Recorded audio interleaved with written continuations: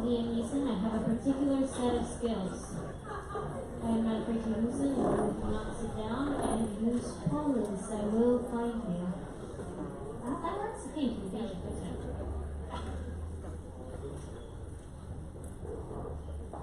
Alright, so to follow up on Lauren's idea from Lord of the Rings, getting to Mordor with a fellowship of the ring, or having a ring to begin with, doesn't happen without a lot of help. And Policy Ignite doesn't happen on its own. It's the effort of a lot of volunteers, but also fantastic partners. So I'd like to ask Mark Robbins, who's a senior researcher at the Institute of Governance, who has been a fantastic partner for organizing this event, to come to the floor and talk to us for a few minutes.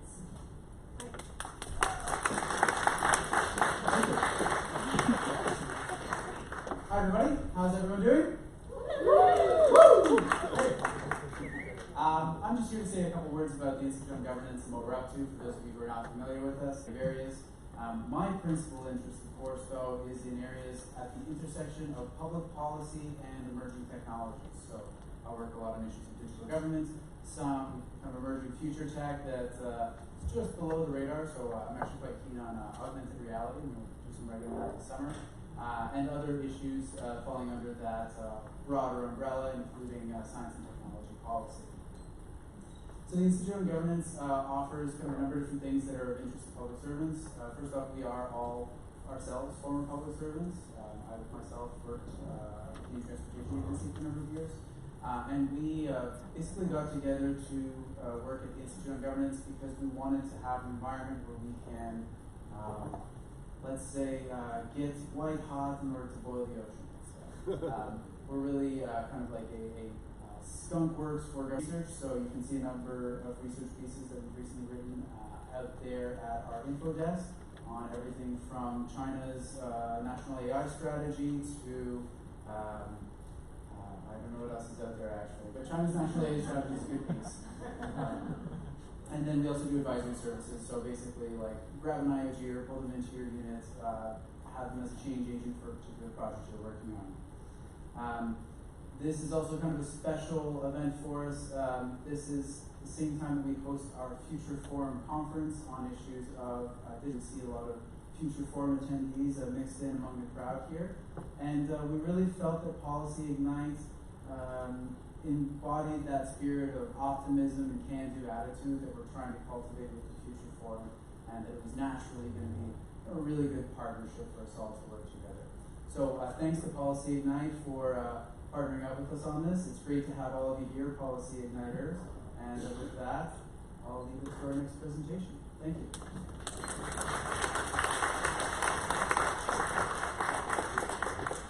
Thank you so much, Mark, and thank you to the Institute on Governance for being our sponsor. It's so great that they supported us today.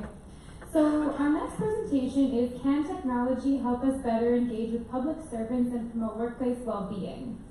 The presenter is Michael Haber, a Senior Advisor with the Impact and Innovation Unit of the Privy Council Office. Mike spent 2018 as Health Canada's GC Entrepreneur for the Deputy Minister Task Force on Public Sector Innovation. Tonight, he'll be talking about a pilot currently being run by the entrepreneurs to see how technology can be used to improve workplace well-being. Welcome.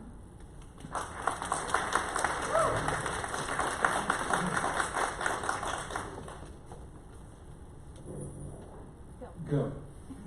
So today is the first day of Mental Health Week. So I'd like you to take a moment and think about what workplace wellness means to you. Is it having good relationships with your peers? Is it being able to cope with stress? Is it good work-life balance? Well, workplace well-being is a top priority for the government, and we have 260,000 employees. Right now, the strategy is to focus on creating a culture of respect and equipping our employees with the resources and tools they need. Is it working? Well, only 59% of people describe their workplace as psychologically healthy, and this hasn't changed in the past couple of years. To understand this better, let's take a step back and think about how this is measured. Each year, employees are asked to complete the Public Service Employee Survey. This year it was 91 questions long. Now it's been used for decades, it's a very valuable tool, but it has some limitations. For one, it's hard to link actual results to the activities you run throughout the year. Another thing is that depending on when you conduct a survey, you might get different results. So about a year ago, a team of GC entrepreneurs were asked if we can use technology in some way to improve workplace well-being. Because really, we can't expect employees to write a survey multiple times a year. Now, it turns out there's actually an app for that. I'm sure many of you have heard of it, and some of you probably use it to track your steps each day. But we were drawn to the Learn and Earn Rewards program, where people get incentives for filling out short quizzes. So our hypothesis was simple. With incentives, we can get better engagement and more data. We also thought that we can do this at about 7 to 10 questions each week for a few loyalty points. Each of these offers covered a wide range of topics linked to workplace well-being. These included communication, recognition, work stress, and trust. And we didn't just ask people to rate their feelings, we want to provide valuable resources, which include specially written blogs on all of these topics. So here are some interim results. We have about 1,500 employees in 4 different departments participating. Okay, I have to take a step back and explain that getting the message out, even on an exciting pilot like this, is hard, particularly when you're relying on the technologies you're trying to replace, like email. It took us 2 months to enroll the people that we have participating right now. And we had to recruit people from within the departments to help us. So this led to our first valuable lesson, which we learned sort of the hard way, which was that we need to get personal. We can't rely on mass emails or broadcast messages alone. I think many of us here are guilty of deleting without meaning. Actually talk about things that matter to them. But only 59% feel that connection in the workplace. So I thought I'd share some tips from the blogs that were in the pilot. So getting connected. Make a list of people you want to get to know better. Get coffee, and then get more coffee. And even think about footing the bill. I think you'll find that it's a valuable investment that will pay off, especially if you take a week off. Now, relationships with the boss. People can talk about things that affect their well-being, and most receive useful feedback. But 48% don't feel like their efforts are rewarded. So again, here are some tips that were part of the pilot from our bloggers on how to better appreciate staff, like saying thank you. It seems obvious, but we don't do it enough. Giving a small gift can go a long way. And as you all know, we're all overworked, so just helping with the workload can make people feel more like they're part of the team. All right, so reminder, this is just preliminary results. We hope to have a full report in June, and we hope that we'll somehow influence and get more people excited about experimentation in government. After all, we're just a few employees who ran this pilot with less than 25K. And so I'd like to leave you all with the same challenge that we were faced a year ago, which is to, not be satisfied with status quo. Try to harness the power of technology to help improve workplace well-being. Another expert from the Department of National Defense who funded the pilot. So thank you very much.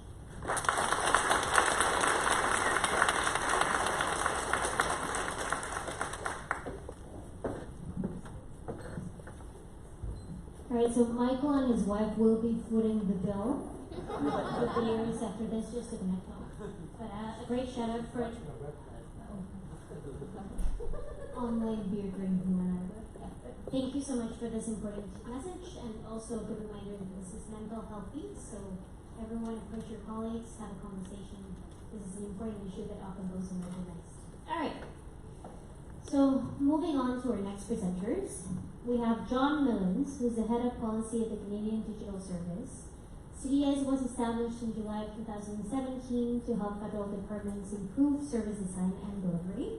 And this is a dynamic duo, so Stevie Ray Calva will be joining, and he serves as a policy advisor for CDS team working with Veteran Affairs Canada to clear the way for delivery. Together, they will talk to us about enabling design research in public policy. Take it away, guys.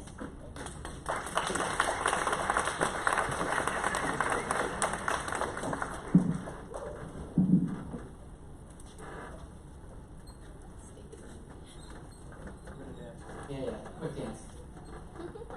Okay, go. Digital isn't just about technology. It's about meeting the raised expectations of a public that knows exactly where their ride is, pays with their phone, and can get to the airport gate in under 15 minutes. Government faces these same expectations, but our processes, structure, and culture weren't set up in a digital era. It's not one big mountain that we're climbing, but many small ones together. It might be that we need to change legislation, it might be policy, but it might just be changing the things that we've done. So how do we change an airport, or how do you change a Government of Canada service? We want to do it incrementally, and we want to do it with the people that use our service. This is what we call design research. But for this to work, we need to talk to people early and often, so that we're not baking in our own assumptions. This means that we're having the flexibility to change our research plans and change our service as we learn new information. This constant iteration reduces risk. So tonight, we're going to walk you through 2 ways in particular that we've enabled design research, not only for the people that we've been serving, but hopefully for the people that you are as well. We'll begin with our work for Veterans Affairs Canada, for veterans like Susie and Calogero behind me. We worked with VAC to explore the issue of awareness, as only 19% of veterans, of the 650,000 of them, are currently receiving benefits from VAC. And they've got a lot of great benefits and services to offer. Both our research and theirs identify that finding out what to start with is a difficult part. Our product is now live and helps veterans find relevant benefits based on their context and needs and apply their next steps confidently, whether that's learning more or sharing with a friend. To build this, we tested with over 100 veterans in 10 locations across Canada over 9 months. And this resulted in 8 iterations, each improving from the last. This required a lot of privacy and consent notices for a variety of scenarios. This is our developer, Steve. He's out doing some testing, and he knows that we need our privacy notices to be plain language, specific to the context, and policy compliant, all within just a few days. Our hack was to automate this process. On the left here, we asked researchers a few questions about the context of their research activity, and on the right, we automatically generate a privacy statement for them. Based on their selections and a back-end database, we're making the content and the logic ensure that it's policy compliant. The tool plays a crucial role in translating their research activity into a usable privacy notice and reduce our process and approval times from months and weeks down to days and just a few apply to them, and only 25% identify a single word. And this is how we know a single word that is unclear to them. And this is how we know we're meeting their expectations. So, question we get a lot, isn't design research POR? Their wants, their behavior when using a service. Its benefits are very much distinct from those of POR. So, it was great last year to see design research going up in the Government of Canada Digital Standards, SUCAL. And while similar things like usability testing were in POR policy guidance, design research was not. So what that was creating was confusion for our partner departments and a reluctance to take on a new practice that they never heard of. What do? Scratch beneath the surface. We worked with PCO, PSBC, OCIO, and a whole bunch of other people to develop some guidance on this. We helped our POR colleagues understand what design research was so that they could appreciate it. And we worked to understand what the spirit of their policy was and work within it. We were able to publish updated guidance in a matter of weeks. Ever heard of that in government? I hadn't before this. Fast by any government standards. We were able to demonstrate the impact we can have when we merge policy and delivery.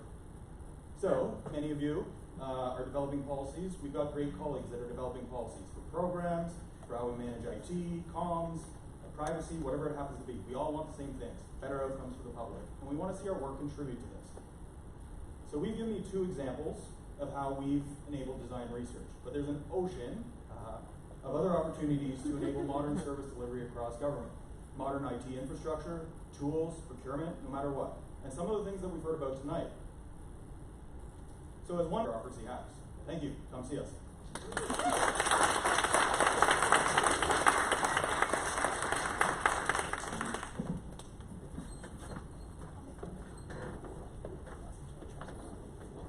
Thank you so much, gentlemen. I dream of a world where we run out of bureaucracy that we need to hack. So, our next presenter is Isabella Price, and her presentation is on hacking bureaucracy back to the basics. Isabella is a trade policy analyst at Global Affairs Canada. She's a graduate of the University of Toronto and holds an MA in history from Warburg Institute in London, England. She has held policy positions in trade negotiations, the Trade Commissioner Service, and international security. Please welcome Isabella. Okay. All right. So, go.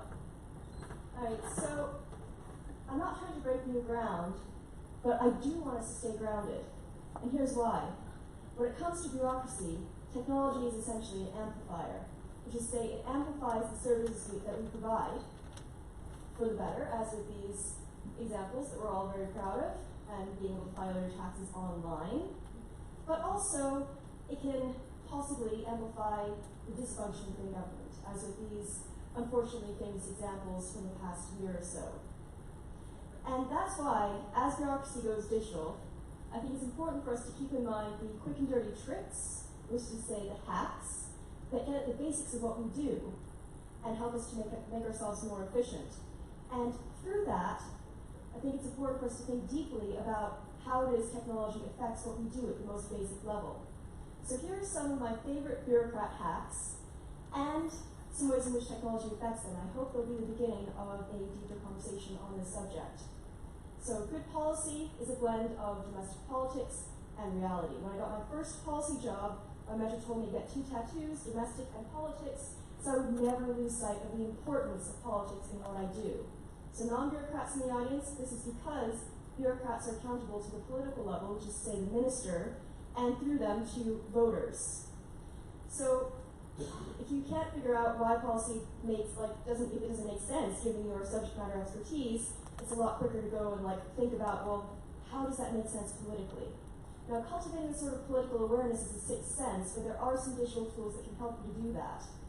So I found, for example, the email updates I get in my inbox from the media monitoring team in my department, or the Hill Times emails that we get every morning. It's a great way to stay on top of what my minister is thinking and what that means for my work. Now, of course, technology can also get in the way of policy and vice versa, because we've all had those meetings where we end up learning to use interactive technology and that takes the whole meeting instead of actually talking. Equally, we can get stuck with glitchy tech as a result of poor political debate. So policies work best when they're aligned with other policies on related issues. Now, arguably, it's our job as bureaucrats to ensure that this is so, but that doesn't always work. So raise your hand, anyone who's ended up duplicating efforts with somebody else in your department. So fortunately, there's a fun and easy way around this. Make friends. Make friends with people on your team, make friends with people in your department, and make friends with departments that do work that are related to yours. And talk about work. This is a great way to stay on top of the priorities in the work of the people around you. And I find when I talk to my friends about work, there's often scope for alignment between my issues and theirs. And great things can happen if our bosses can talk, especially about these areas of potential alignment. For example, if we are doing policy planning and I work in trade, my friend works in the domestic industry at ISED, we get to talking together, we get our bosses to talking. That's a great way to make sure that our policies for the next few years are well aligned. But when it comes to, digital services that can help, social media has added a new dimension, which is knowing what you can discuss, when, and how. And the same goes for collaboration apps like Slack and Google Docs. See, I didn't time this very well. Communication. Communication is the most important and essential bureaucrat hack. And that's because we deal in ideas. An idea that is not well expressed is an idea that is not well formed. So, on the next slide, I'm going to show you my holy trinity of good communication. You've got to communicate precisely, concisely, and keep time and place in mind. We've all had those email threads just went on forever because 2 people didn't pick up the phone and have a conversation. So the medium matters, and the format especially matters. Also, I'm sure this is the favorite quote of senior managers anywhere who have a lot of briefs to read every single day. You've got to take time to edit. It's also a very important bureaucrat hack.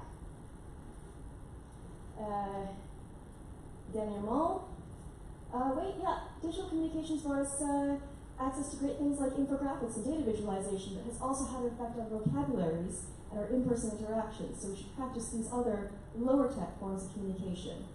Very important. Mon dernier hack, c'est de pratiquer l'expression dans votre deuxième langue officielle, et cela s'applique également à l'éducatif digital et analogue. So, in conclusion, I would like to say that progress is inevitable, but we need to stay grounded in the basics of what it is that we do in order to ensure that the new tools we have amplify bureaucracy for the better. Thank you very much.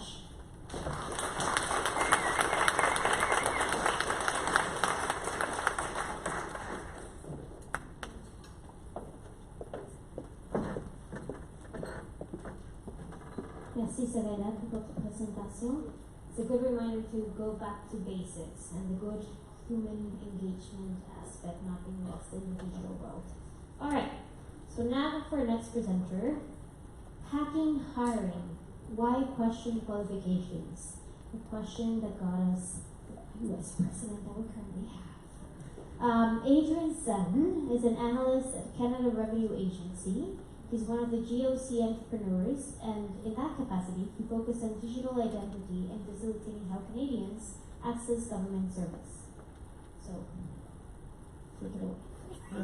Oh, he's making his real entrance. I appreciate it. Adrian's wrong. Taking your time. I appreciate it. Alright. You wanna wave at the audience again for take your time. Take your time. Okay, I'm sorry. I thought it was right there. Okay, I wish Michael Haber did my slides, so I apologize in advance. This is not going to be great. Go. So imagine we have two Canadians, Terrence and Philip. And Terrence is like, yo man, I want a job. And Philip's like, yo man, I got a process. And so Terrence applies, and he's rocking it. He's doing a great job, but he doesn't get appointed. And so this whole time has been wasted. The hack is actually pretty simple. What if we allow the successfully demonstrated qualifications from one selection process to carry forward to future competitions? Now, how many of you have written a briefing note for a selection process? And then done it again? And then done it again? See, Terrence, he's just trying to spend his time demonstrating his qualifications. And Philip, he's just trying to assess those qualifications. Now, the ones that Terrence doesn't get doesn't really matter, right? We can forget about those. But the ones he does get, why don't we hang on to them? Now, this is not a tech change. This is a culture change. And what I'm saying is, if I assess a candidate, would you trust my assessment of that candidate? Now, we do this for reference checks all the time. Why not do it for qualifications? So there's three reasons why we want to do this. Number one is time savings. This is the big one, and this is arguably the most important, but there's user experience. Why would you want to work for a place when you can't stand the application? And three, systems information. There is intelligence to be gathered there. Let's start with time. In 1718, there were over 300,000 external applications. But that was for only 2,800 job advertisements. So obviously we're assessing more candidates than we are hiring. So how are we doing? This is the median number of days it takes to staff an external candidate. I want you to stop and think about this number and realize how massive it is.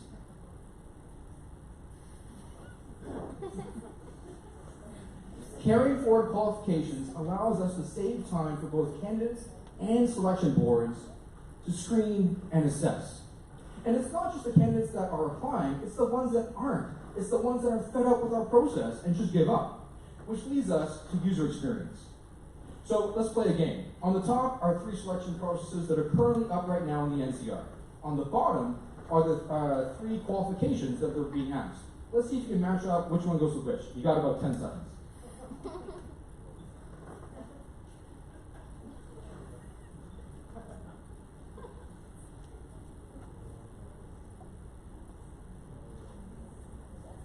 So, is this what you picked? And if not, maybe the more important question is, as a candidate, would you understand the nuance between these criteria? Or would you just apply to all three jobs? And as a hiring manager, would you really expect a significantly different candidate when you put up these three different things? Carrying forward qualifications allows us to move towards more reusable wording in the experience criteria that we use. Now, I'm not suggesting we have a catalog that you have to pick from, but if someone has gone before you and used experience criteria, why reinvent the wheel? Now remember, Terrence, he had demonstrated some experience qualifications, and Philip had assessed them. Now what if Philip could have a new job and just say, hey Terrence, do you have these new qualifications? Because if you do, man, then you're already in. Carrying forward qualifications allows us to target partially qualified candidates and solicit them for upcoming competitions. Now imagine that. Imagine if the people we were advertising to were the very people who were already qualified and interested in our jobs. Systems information. So when Philip goes out with a process, he actually has no idea how many candidates he's going to get. Now, we have some estimates based on historical information, but we don't really know how accurate that is. So what if we change that model? What if we look at the minimum number of eligible candidates who already have the demonstrated qualifications? With this, we can start to target our selection processes to get even the number of candidates we actually want. Carrying forward qualifications allows us to know the number of eligible applicants who already have the required qualifications. Now, there's something else with the system side. So it's not necessarily who we're identifying, but who we're not. And I want to focus on that space in between. So there's gaps in here, right? And those gaps, we can start to target the skill sets that we don't have. What if we need data science to do AI, right? Well, this would be valuable information for the Canada school and how we train our people, and even more in targeted recruitment. Carrying forward qualifications allows us to identify any skill sets lacking in our candidate pool. And this, to me, is where we can be strategic. And the information, to me, is invaluable. So hopefully I've demonstrated some value in terms of time savings, user experience, and systems information. But really, this is a culture change. So I'm asking you, would you trust someone else's assessment of a candidate? And if not, why not? Thank you very much for your time. I hope to talk to you later.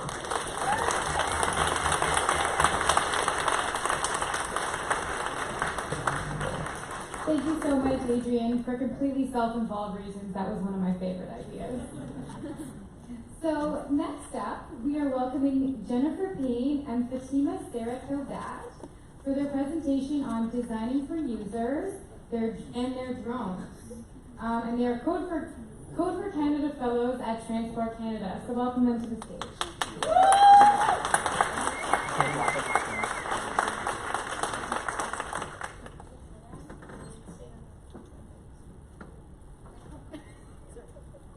Just waiting on a second.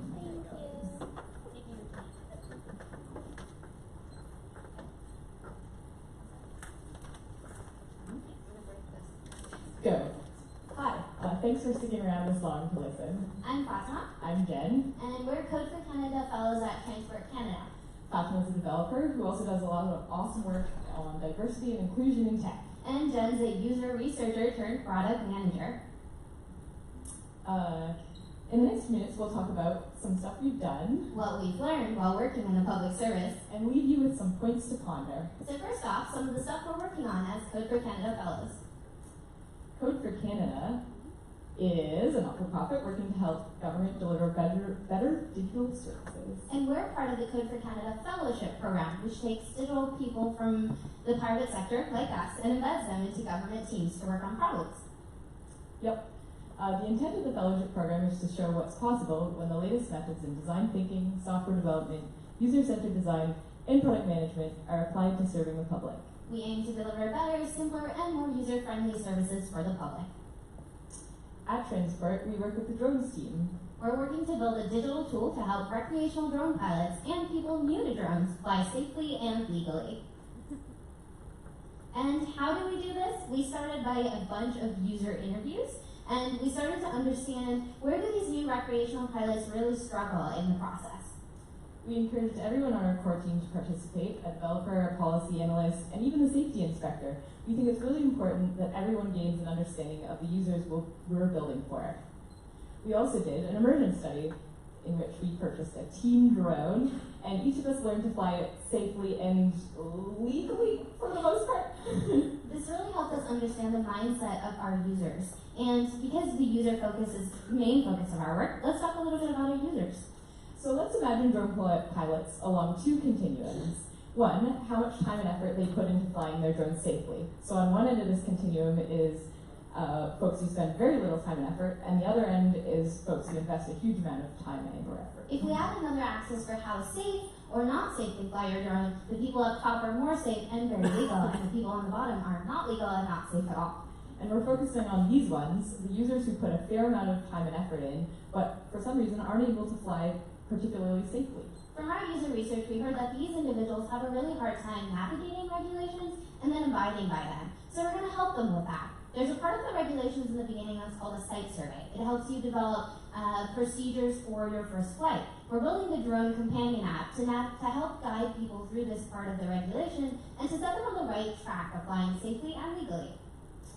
So now you know a bit about what we've done, and alongside these learnings about drone pilots, we'd like to share some learnings about the culture of the public service. We've observed a few things and we'll share 3 key findings. So the first thing that we've observed is that we need more diversity in technical leadership roles. I went to a meetup for the developer community in the public service, and about 20 people in the room, I was only one of 3 women. And research shows that diverse teams are more effective, more efficient, and you've heard a lot of things today about why it's awesome. So if you're not involved in hiring, take a hard look at how you're hiring and the kind of environments that you're creating. Are they inclusive? Are they welcoming? Are those places that people of color or women would like to be leaders in? Definitely. Another thing we've observed is that we reinforce silos of the language that we use. I'm totally guilty of this by myself.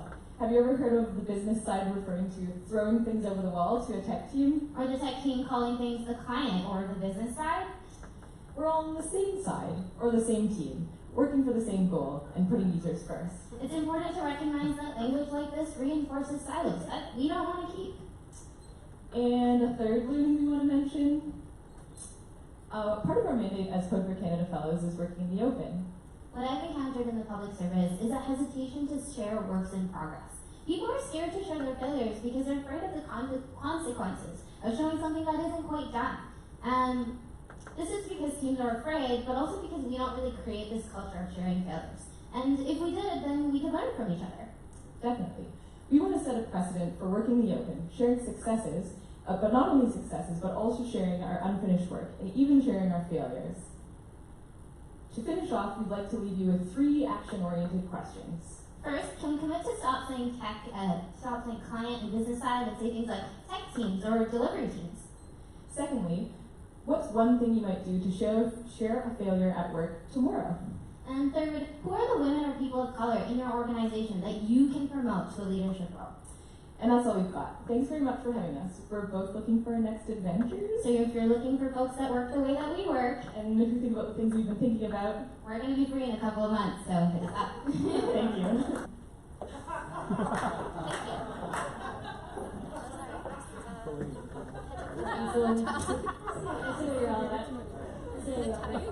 Alright.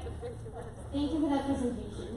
As a side note, I should mention that in my wedding, which was 1 year ago, a drone accidentally failed and hit one of my not favorite aunts in the head. Our last presentation of the day, how to be a bureaucracy whisperer. Connie Dickinson, Ontario Digital. Go.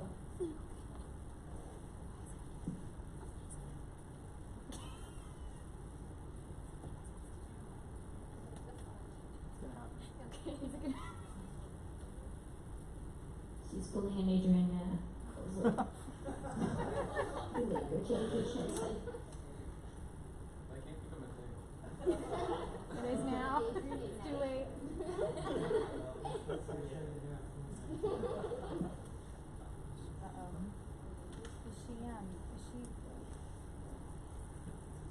Alright, when that happens, how many people thought their avatar should be what Adrian proposed? Oh, it's happening. It's supposed to be sound. Not no audio signal from them. Call them in. Check or recalibrate. Alright. Let's just, yeah. Alright, so raise your hands. How many people thought their avatar should be what Adrian said had in mind for South Park? I'm with Adrian. Okay, how many people thought of Keanu Reeves? No? Jesus, okay. Alright. What did you have in mind? Katie Clancy, what would your avatar be? On the spot. Oh no, Rocky. Rocky Balboa? Yeah.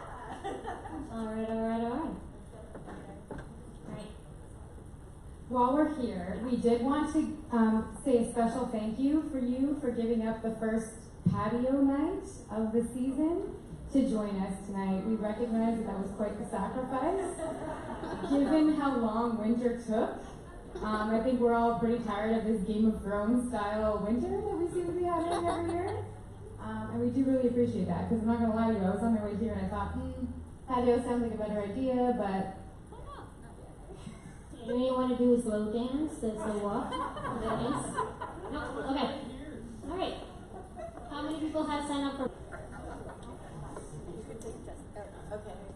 I was gonna give a shout out while we're waiting, an early shout out to the Innovation Fair organizers. Justin, are you still in the room? He might be waiting. He maybe forgot. Okay, well, the Innovation Fair is coming up, and we hope all of you are interested in maybe coming to check it out. Gotta support all the great policy community activities that are going on. Yay!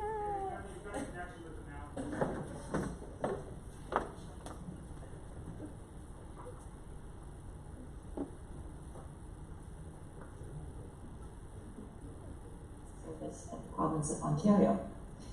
Today is my 13-year anniversary in the Ontario Public Service, and what better way to celebrate it than to share my plate and get past the inertia and make it work for them.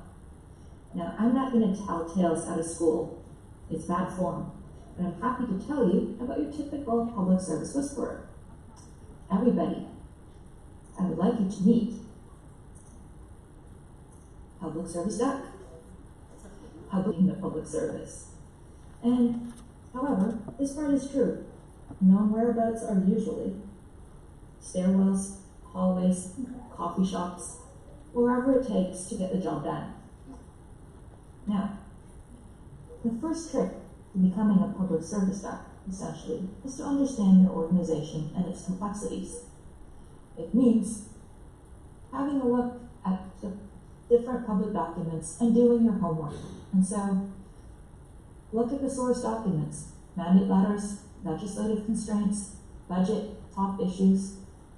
Have a look at the telephone directory. Who are the decision makers? What does the org structure look like? What does the org say about itself? You can learn a lot by just looking at public documents and even just scanning a lot of things online. But behind the scenes, there's also about meeting people within the org, because that's where you actually get the details. What are the priorities? Meaning, what do the leaders spend time on? Where are most of the people spending their time? And how are they allocated in terms of projects? How are decisions made over there? Who are the other ducks? And then, of course, what gets leaders' attention? When you ask somebody from there, what keeps them up at night? And to be honest, find out too, when you brief somebody over there, what are the questions they ask? These provide a lot of value in terms of understanding what are the constraints, what are the hopes and fears of this organization. When you're learning this, you need to learn it dispassionately and withhold judgment, especially if you work in digital and aren't familiar with how the public service works. It looks messy, but you need to understand the intentions. Understand that everybody always begins wanting to make a difference, and so save your judgment aside, because it matters to hear its history, why things are the way they are, and how you can improve it. The second thing is to earn trust across networks.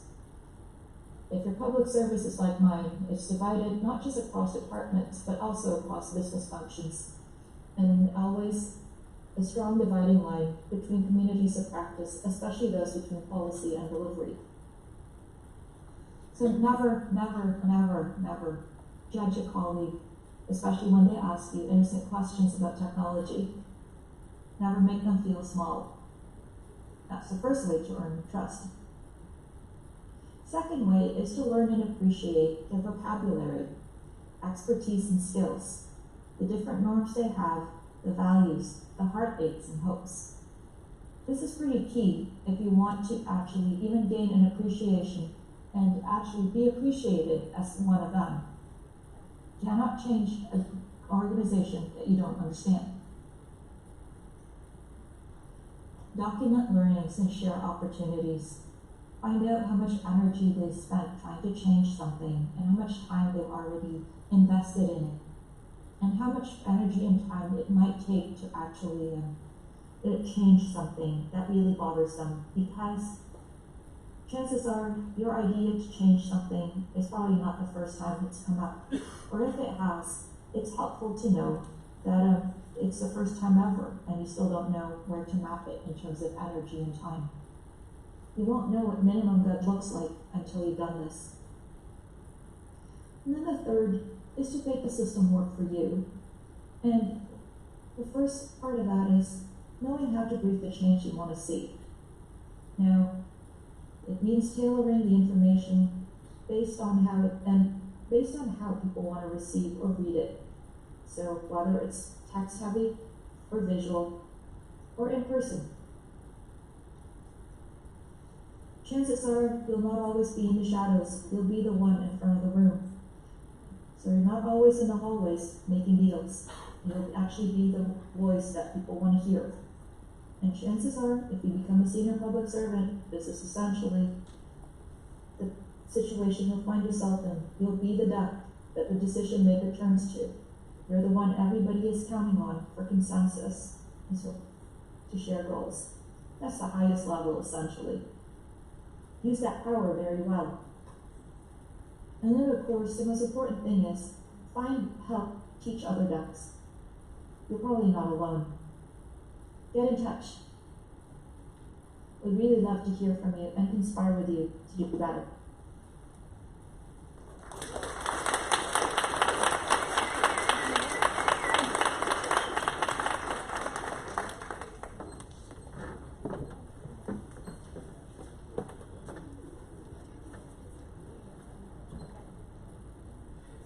So, thank you so much for that presentation. I feel weird saying thank you because she's not actually here. But thank you, honey. Some announcements of other fun things. There is an upcoming iPath event in August, so please share that. And a big thank you to everybody that helped support us. Our AV team put their literal blood, sweat, and tears into making sure like all the PowerPoint stuff worked out. So a big thank you to them.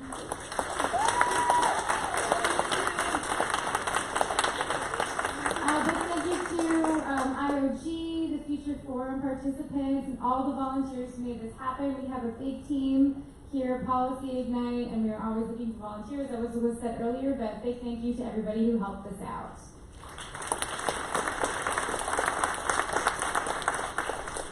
And for a few closing remarks, please welcome Kale Hatt of the Policy Ignite team.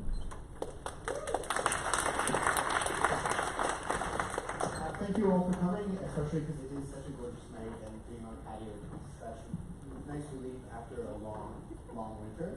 I wanted to make a quick call out. So this is a massive undertaking, but there's a lot of people involved in making this work, and it might feel like sometimes we pull things together at the last minute, but there is a long lead time up to our next event, which will be in the fall. We do this twice a year.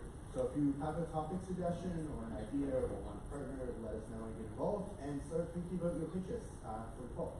Thank you, and we'll see you next time.